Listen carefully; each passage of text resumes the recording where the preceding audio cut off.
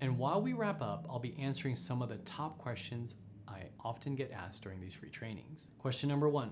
What are the main benefits of your courses from the people who took your courses? I routinely hear feedback from our students saying that they have a better approach and systems for their veneer cases, and that the courses have shown them a process that's easy to follow and implement. The course I offer not only teaches you how to do veneers, but also how to market veneers. Question number 2. Why would I buy this if I can just watch YouTube tutorials or find cheaper courses online? My practice to this day is exclusively dedicated to veneers and smile makeovers. It's what we do all the time, not just sometimes. As a dentist who still practices and has a thriving and successful practice, you can find it cheaper, but my courses are real world and transparent from someone who's in the trenches dealing with the issues of today, and that's worth a lot. Number 3. If you want to start talking to your patients about veneers, how would you start doing that and approach those patients? Start by asking those questions I mentioned earlier. Take photos or scans of their teeth, show them what you see, and show them what's possible. Question number 4, what camera do you use and what iPhone do you use? I use a Nikon D7200 and an iPhone 13. Question number 5, what lighting setup do you use? I use ProPhoto softboxes for our headshots and smiles, and then a dual bracket flashes for clinical close-up pictures. Question number 6, how much do you charge for veneers, and is your fee all-inclusive? We charge $1,800 per tooth or per veneer, and the fee is all-inclusive. It includes the wax up, the zoom whitening, take-home hygiene bag with products, oral sedation, nitrous, and retainers or a night guard. Question number 7, what material do you typically use for your final restorations? 80% of the time we use Emax and 20% of the time we use feldspathic. Question number 8, what do you use for your temporary materials? We use Luxatemp, shade BL. Question number 9, what veneer cement do you use? I use Calibra resin cement.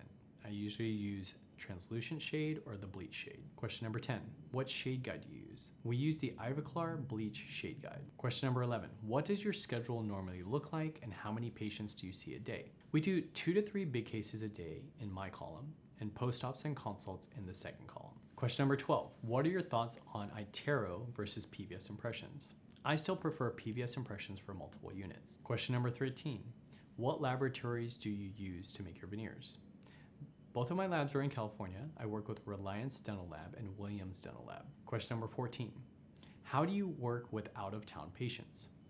Our consultations are done virtually. Impression kits are mailed to the patient. Impressions are sent to the lab for the wax up. Patients come in for their first visit to Austin for their prep and temps. Patients go home. Temps are in for 3 weeks. Patients return to Austin, veneers are seated, and we do the post-op final visit the next day. Question number 15, which is a question about the course. How long do I have to complete the course? The course is self-paced, so take as long as you need to finish each chapter. Question number 16, how many times can I go back and rewatch a course? You can go back and rewatch it as many times as you'd like. It's a great refresher. Question number 17, how do you recommend getting started on social media? I recommend just documenting your cases and your day. You have to create a bank of content. Question number 18, what laser do you use for soft tissue contouring? I use the Ultradent Gemini soft tissue laser. Question 19, if I have specific questions, would I be able to email you those questions? Absolutely. Any questions you will have my contact email, and then you can send me questions and I will usually reply within a few days. So that's what separates this program from so many other options out there. It's like having personal access to a practicing cosmetic dentist who can help you overcome your stumbling blocks and shorten your learning curve. And the last question, question number 20. What is the downside of having your type of practice, one that's just cosmetic based only? The biggest downside is that I don't have a general dentistry base.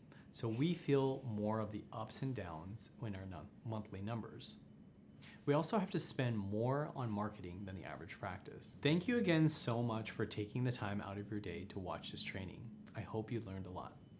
Start implementing the things you learned, and I promise it will help accelerate you on your journey to doing more veneer cases. I'm wishing you all success in pursuit of your dreams and your goals for yourself and your dental practice. You can follow me on Instagram at Tejas Patel DDS, and you can follow our Veneer Training Instagram page at Veneer Training, and you can follow me on TikTok at Dr. Tejas Patel. Thank you again, and if you have any further questions, please let me know.